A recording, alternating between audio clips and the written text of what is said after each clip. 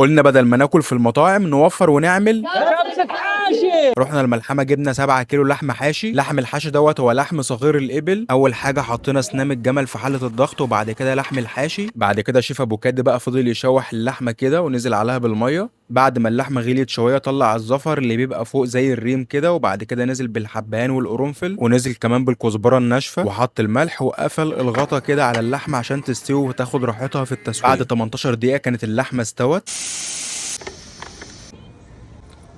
خد ازاي ده؟ هنا بقى هنعمل الرز الشوربه اللي كان مسلوق فيها اللحمه. نزل عليها بحليب ونزل عليها بالرز زي ما انتم شايفين كده، وحط ميه ورد وبودره الزعفران والكشنه. سابهم 10 دقايق وفتح عليهم كده زي ما انتم شايفين الرز نثري كده، اللهم صل على النبي. ورص اللحمه كلها على صينيتين زي ما انتم شايفين. اهلا وسهلا. كان يوم جميل جدا مع قبيله حرب في الرياض في السعوديه، والنعم فيهم وكل اهل السعوديه من اصغر واحد لاكبر واحد.